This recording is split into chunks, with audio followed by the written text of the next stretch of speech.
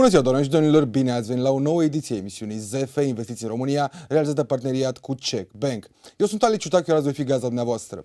Astăzi avem parte de două discuții foarte interesante. În prima parte a emisiunii vom discuta despre piața fructelor de pădure și cum poți aduce valoare adăugată prin procesare și cum poți ataca cu astfel de produse piețele de export. În a doua parte a emisiunii discutăm despre mult dezbătutul PNRR, Planul Național de Redresare și Reziliență. Vrem să vedem unde am rămas în urmă și pe ce jaloane, pe ce fonduri trebuie să ne concentrăm pentru a scoate totuși tot ce putem din următorii 2-3 ani prin aceste programe. Cum spuneam, în prima parte a emisiunii discutăm despre piața fructelor de pădure. Alături de noi este domnul Ajay, Naqvi, CEO al Dealul cu Afine, care a creat brandul Blue Renaissance.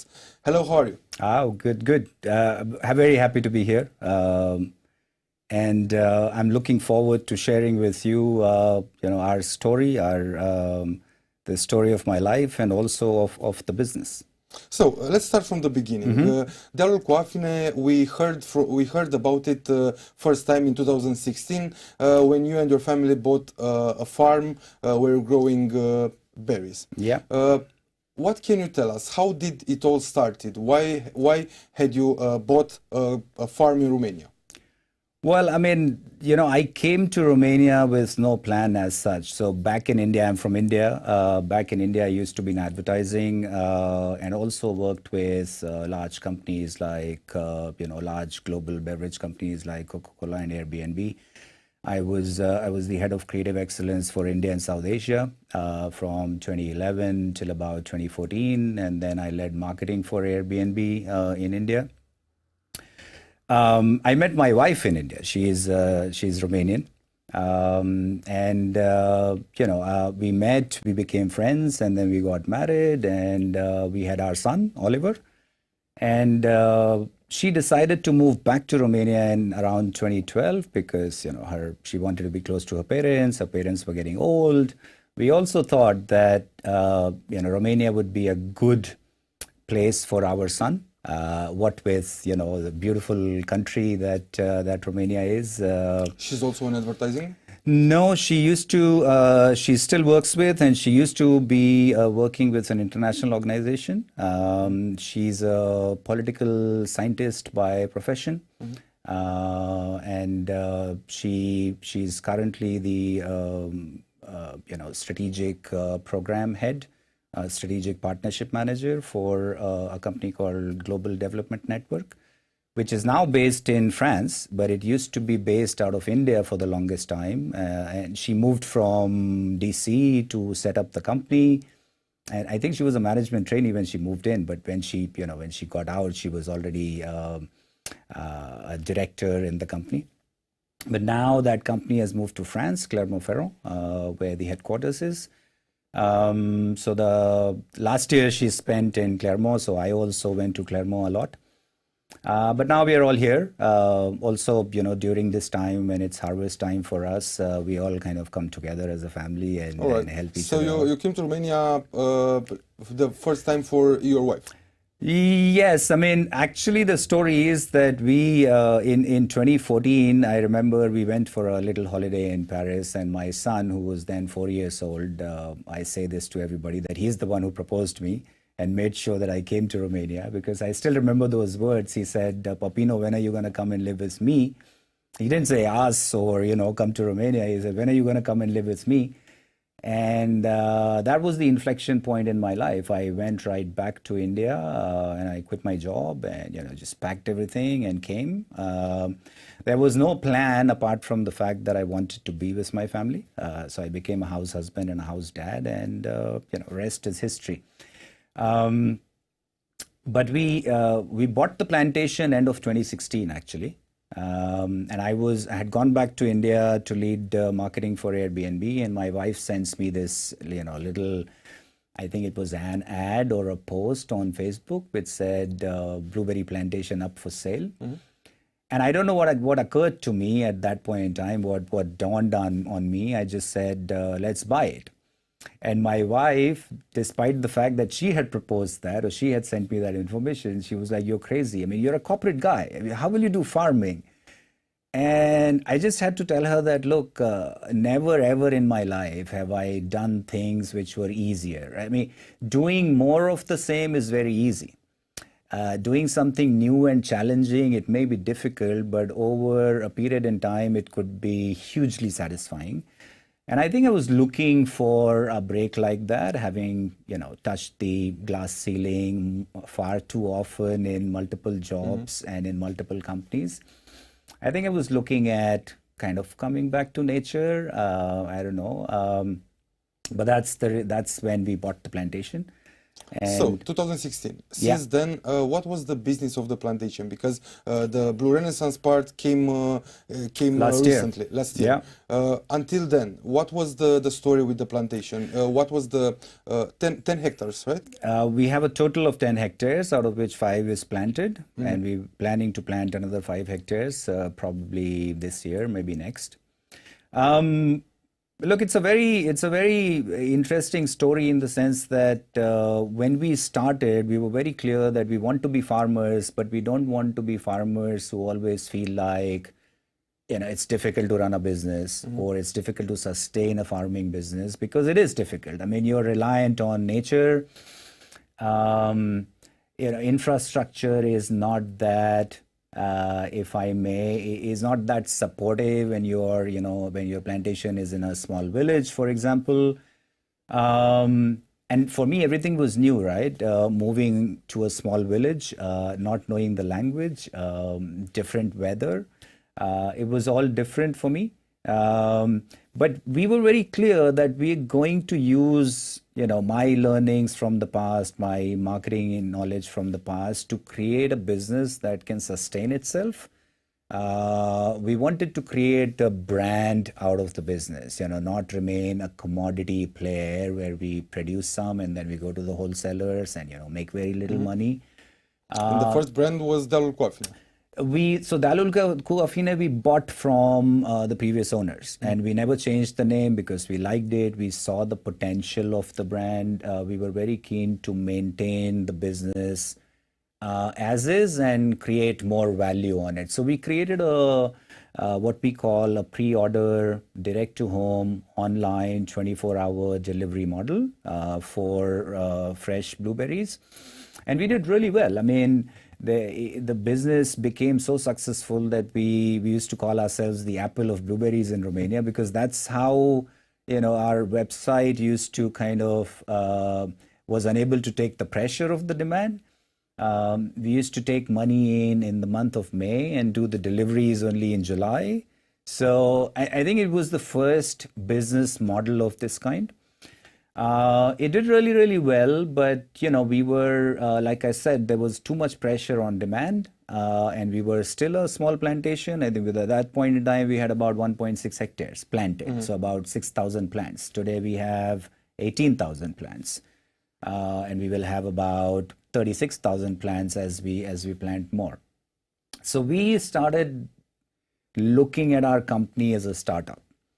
Because we said, look, we cannot let down our consumers, right? They want more of the good fruits that we produce, the ancient sweet variety, which were being eaten even by babies and kids.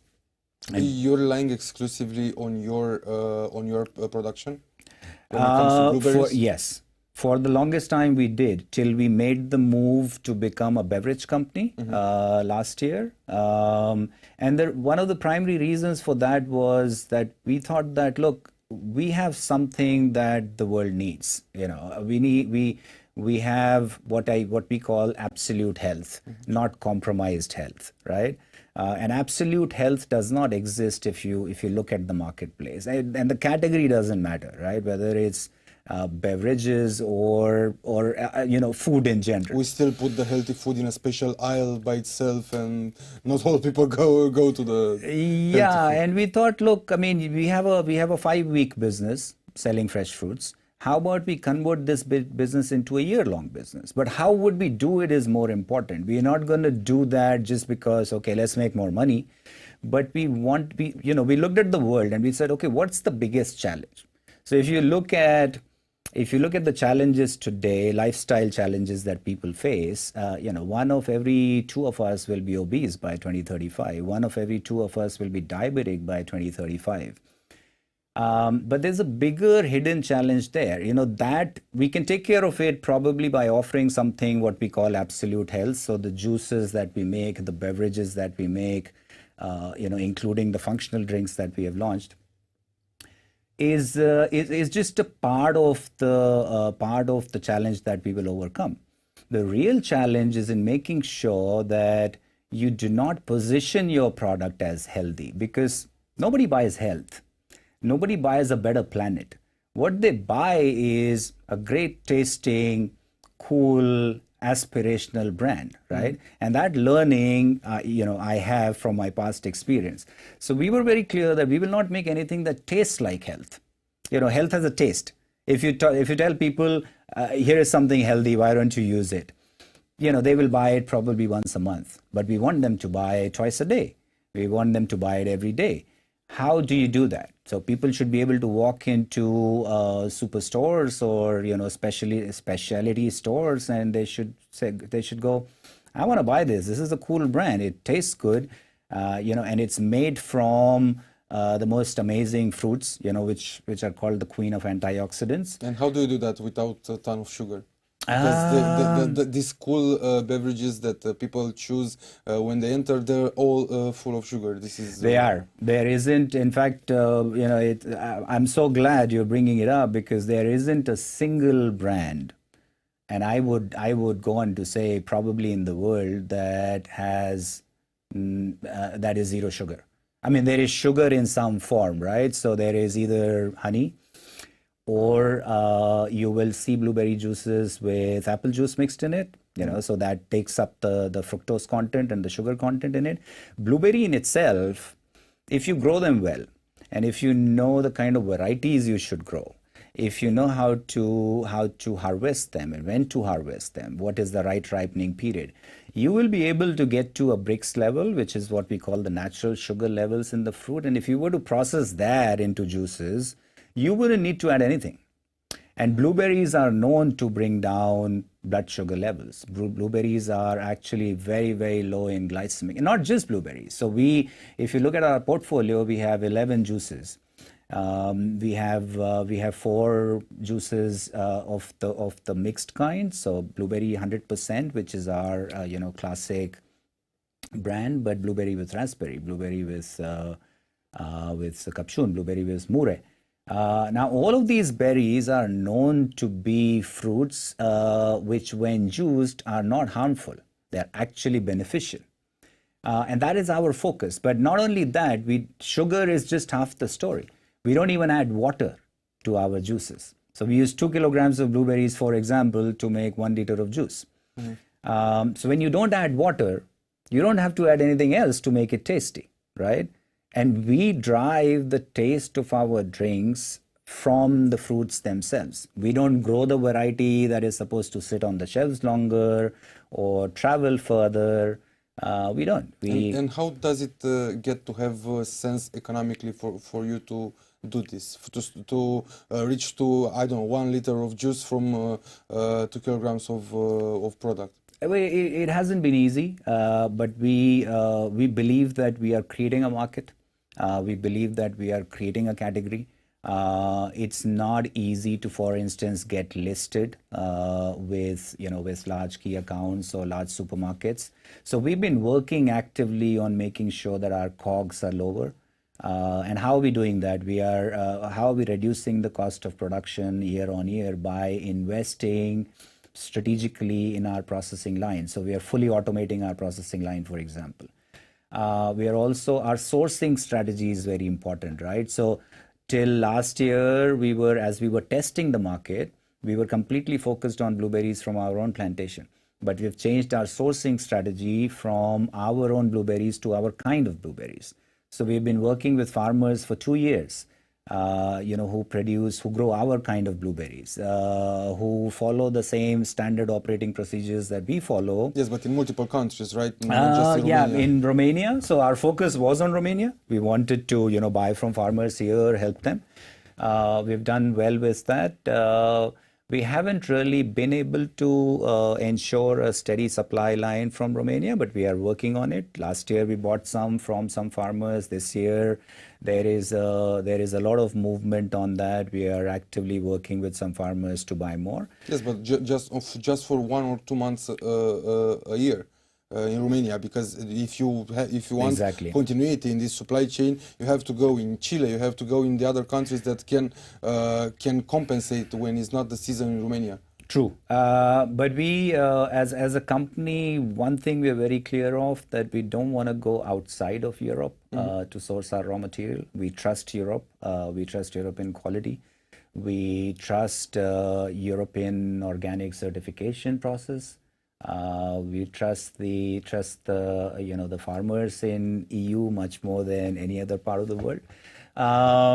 Yes, it puts a lot of pressure back on us to make sure that our raw materials are bought at a price, which by way of which we can be finally, with the final product, be competitive in the market, and we're managing that.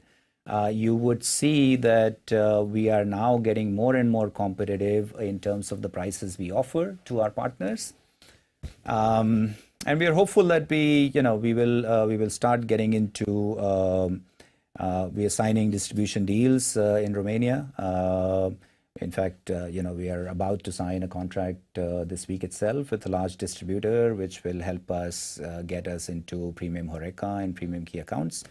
We are signing, we're also looking at exporting, not because, we are shifting our goalpost and saying, look, Romania will not give us the kind of business that we need. That's not the case. The reason is that we have a vision for Romania. We want Romania to start believing in itself that you can create global brands, and not just in the IT space. I think Romania has the potential even in the agri space, with the right kind of help, from the government in terms of the policies, etc. Especially, people who are going back into the countryside like ourselves, trying to create a global brand from there. I think we will get there. Let's talk a bit about the numbers. So, if you talk about the quantities of juice you're producing right now, how many liters for this year? So we think that by the end of this year, we would have processed at least 150,000 kilograms. All right. So 70,000 liters. So about 70,000 liters. But we are also working on increasing the efficiency by way of automating the production lines. So we may see that out of 150,000, maybe we will get 100,000 liters of juices. Right. So that's about 300,000 bottles, 350,000 bottles. So then 150 tons of blueberries, blueberries, yes. It will be a combination of blueberries and other berries. How much is produced by you or in Romania in general? The fruits. Yes. Well, honestly, I think it would be around 15 to 20% of the raw material that we buy. But we are committed to increasing that. We are committed to, if possible, 100% sourced from Romania. How much have you invested in Blue Renaissance by now, in the whole factory, in the production facility, and in the brand, in the whole product? So we look at our investment in total from end of 2016 onwards till date. We have invested about 1.2 million euros, including the acquisition of Dealul cu Afine. Yes, and including the acquisition of a company in a Romanian company based out of Vaslui, Iași. Including the plantation, including all the money that we have spent on the brand. Out of the 1.2 million euros, we have raised about 1 million from investors. The balance has been invested by me and my wife. And investors meaning? So these are all, like I was saying, that we are, we treat our business like a startup. So in the year 2020, we raised our first round. In Romania? Yes. No, the investors are global. They are from India, Portugal, South Africa, Dubai. So you went back to the corporate people? Well, the beauty of this whole thing is, and I mean, I say this, maybe I got lucky, and maybe, They were all watching me for some reason, and they were very happy with what we were trying to do, and they reached out. In fact, the first outreach was in 2019, and we said no because we wanted to keep it small. We wanted to be agile. We didn't want to compromise on the business. We wanted to make sure that the business gets set up so well that it's very clear to even the investors where we want to go. So nobody can come in and say, but you should do things differently. That's not something we wanted to do. So 2020, we raised our first round at a valuation of 2 million euros. 2021, we raised another round at a valuation of 4 million euros. Last year, from June till a couple of weeks back, we raised another 500,000 round, 500,000 euros for a valuation of 6 million euros. So how much of the business is still shareholder, you and your wife? Well, I mean, let's just say that me and my wife are still majority shareholders by a large margin. We have been very careful about the way we are taking in investments. And ours is ours is not a conventional valuation. We have never done valuation by way of revenue multiplier or profit multiplier. We have managed to convince people to come on board and join our, the cap bench by looking at what the future holds, the potential that the company has over the next 3 to 5 years, and that's how people have invested in our business.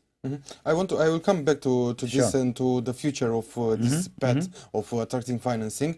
But now I want to talk about what you said earlier. So around 75,000 liters of juice this year. Yep. How much of this is sold in Romania, and on what channels right now? So we, for all practical purposes, the last 2 years were spent soft launching the market, right, and understanding the market. It's only this year that we have actually gone all out and, gotten listed with retailers. And most of the processing will happen towards the latter part of the year. I think Romania as a business will be able to, in the next 12 months, our projection is that it will be about 200,000 bottles or 250,000 bottles. So almost about 50 to 60% of the projection where we have currently. It's also a very conservative projection because we're not keeping in mind exports.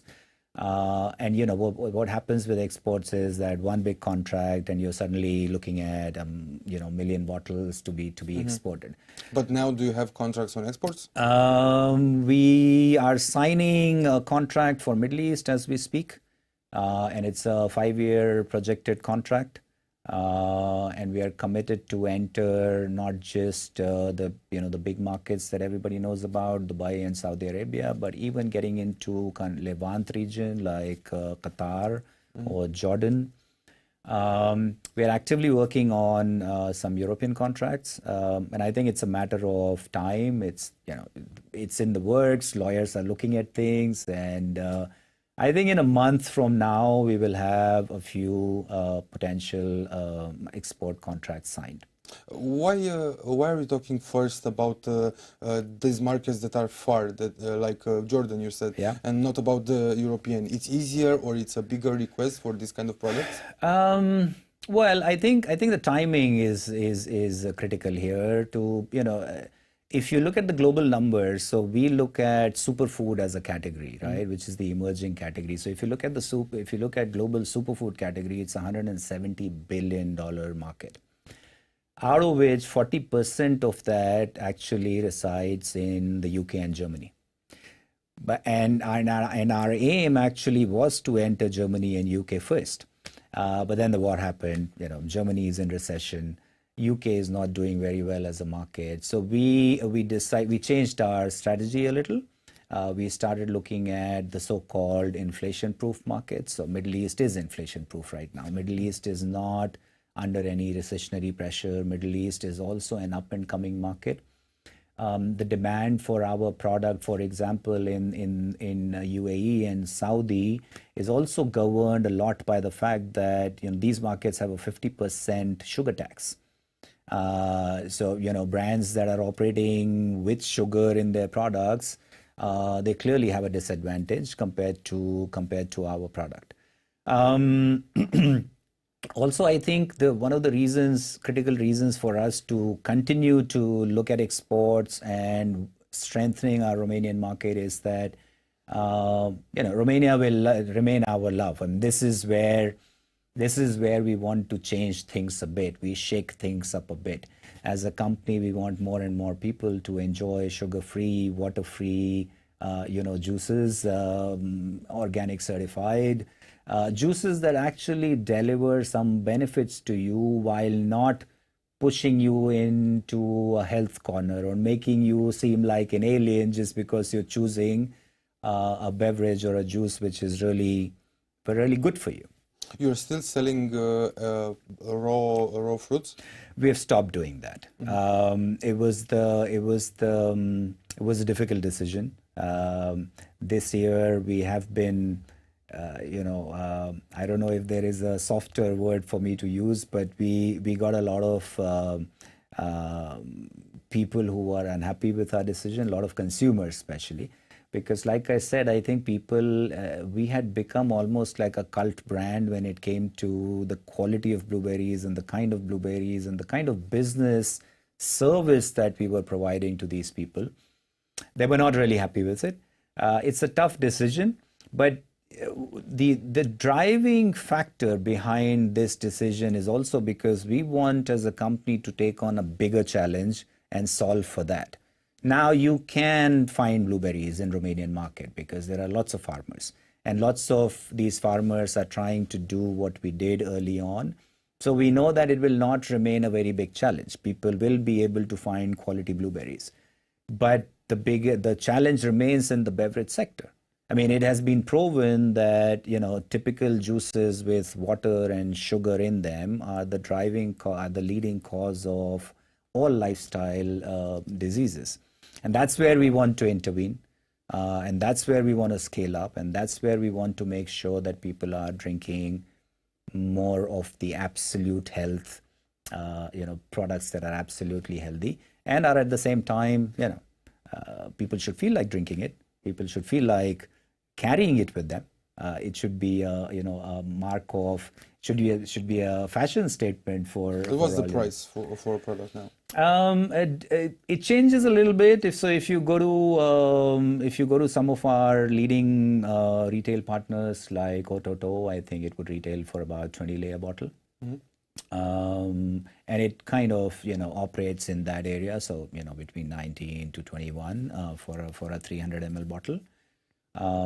The functional range that we have launched is yet again, it shows our commitment to the fact that we not only want to focus on fruits, but we want to enhance the symbiotic power of mixing multiple superfoods. So berries are, an oxidant powerhouse, but there are other superfoods like mushroom powders, right?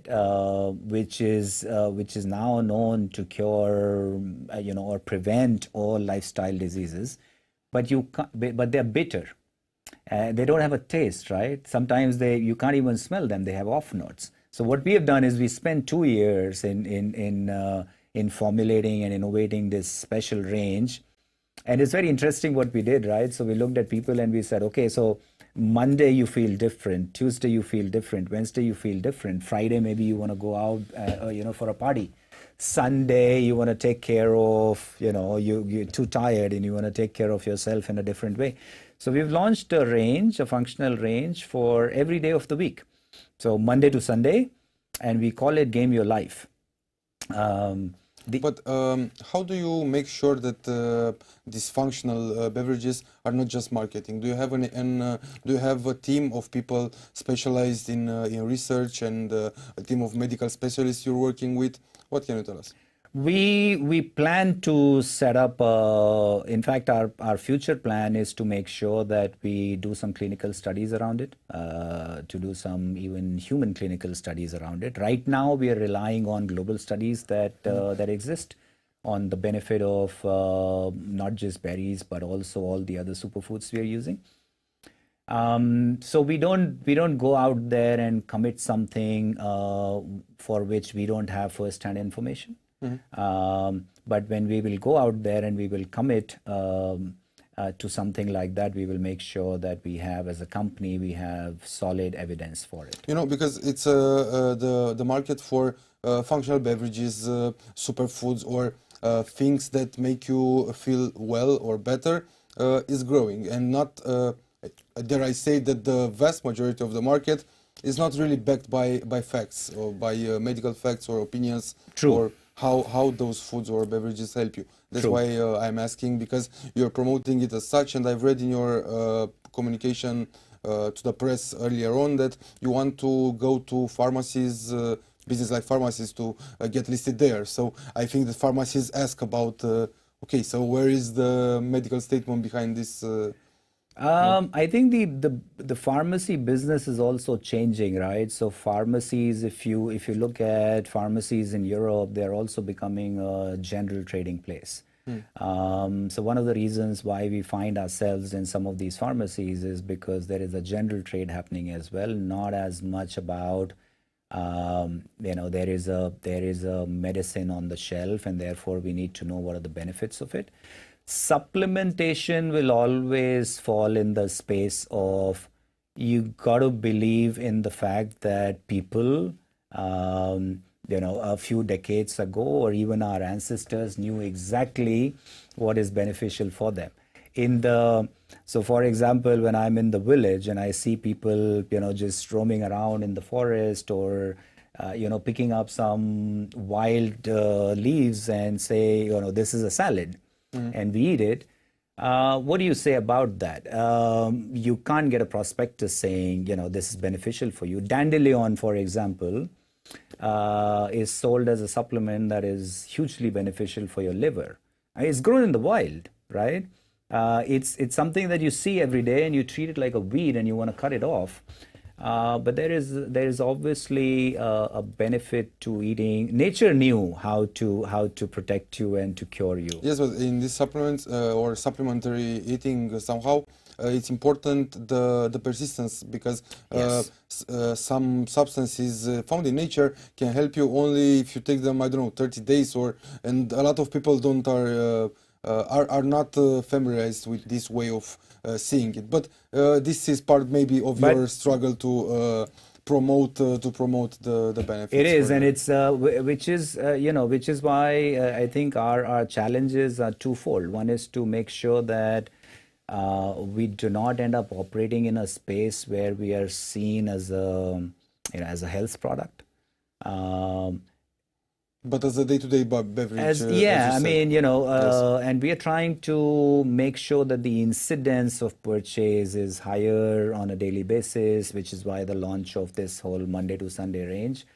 It will be, the easiest thing for us would have been to say, let's launch something that everybody buys anyways, right? And create a successful brand, because we understand brand and marketing. But we didn't do that because we really want to bring about a change, and I think that's the reason why we are doing what we're doing. We don't have time anymore, but I still have a couple short questions. Sure. An investment budget for the next period, or plans for new investments? I think 400,000 euros for the next 8 to 10 months. For what? We automating the processing line and also launching a few more new products. How many employees do you have in total? We maintain a very, very lean company.